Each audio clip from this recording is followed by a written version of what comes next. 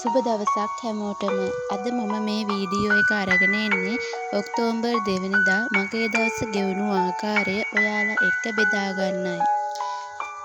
ඉතින් මං උදේම නැගිටලා වොෂ් එකක් දාගෙන කොණ්ඩෙත් කොතාගෙන වැඩ කරන්න මේසෙට ආවා.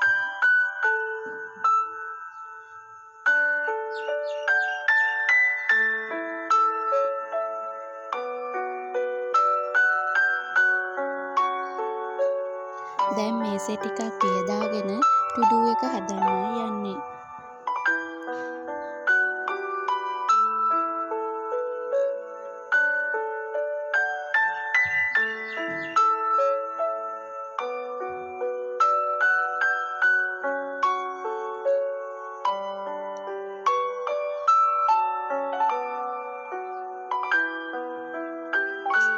ඉතින් මම ටුඩු එක හදාගෙන ඉවර වෙනකොටම අපේ තාත්තා ඇවිත් කිව්වා බුදු මැදුර හදන්න එන්න කියලා.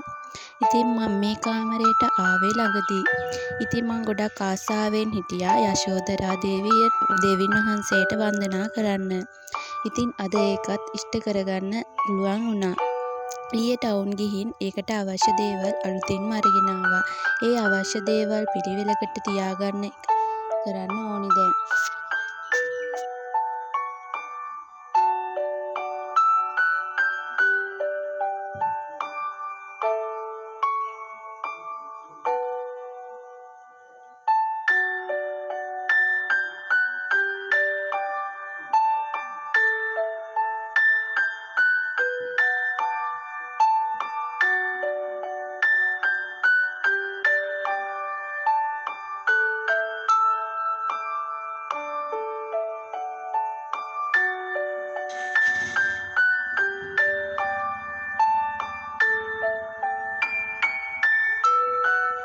ඉතින් මගේ බුදු මැදුරේ ෆයිනල් ලුක් එක තමා මේ.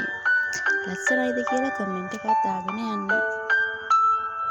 බුදු මැදුරේ වැඩේ කර කර ඉන්නකොට මට ආරාධනා පත්‍රයක් ලැබුණා. ඉතින් ඔයාලා බලන්න ඇති ඒ මොකක්ද කියලා.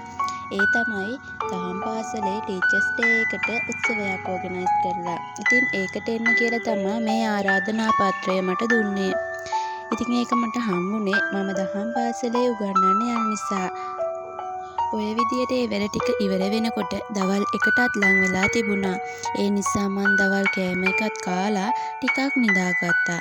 පස්සේ වොෂ් එකක් දාලා වැඩ ටික කරන්න ආවා. ඉතින් දැන් වෙලාව 4ට වගේ ඇති. ඉතින් මං ප්‍රකෘති විකෘති කතන අභ්‍යාස ටික කරන්න දැන් ලැහැස්ති වෙන්නේ. ප්‍රකෘති විකෘති කතන කරන්න නම් ඒකට අදාළ නීති එහෙම නැත්නම් වචනයට අදාළ විකෘති කතන වචනය දැනගන්න ඕනේ. ඒ කියන්නේ මම නම් තමා, අපි නම් තමන් වගේ පද.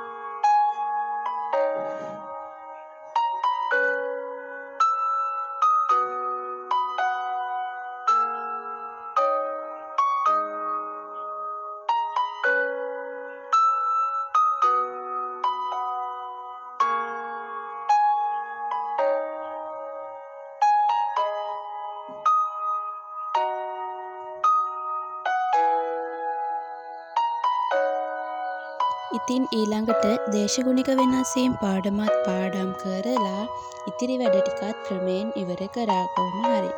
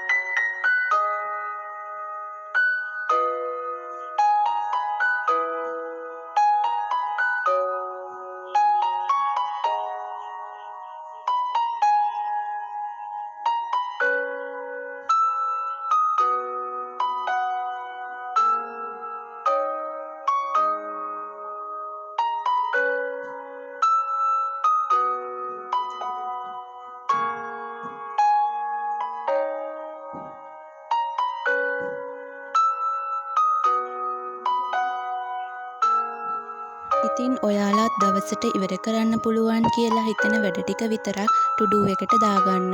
ඔක්කොම දාගෙන ඉවර කරන්න දඟලන්න එපා. එතකොට ඒකෙන් වැඩක් වෙන්නේ නැහැ. මේ පාර එක්සෑම් කරන අය නම් ගොඩක් මහන්සි වෙන්න ඕන. 2026ත් එහෙම තමයි. ඒත් කල් තියනවා කියලා බලාගෙන ඉඳලා හරියන්නේ නැහැ. ඉතින් මහන්සි වෙලා වැඩ කරලා සාර්ථක ප්‍රතිඵල ලබා ගන්න පුළුවන් වෙන්න කියලා ප්‍රාර්ථනා කරනවා සියලු දෙනාටම good luck.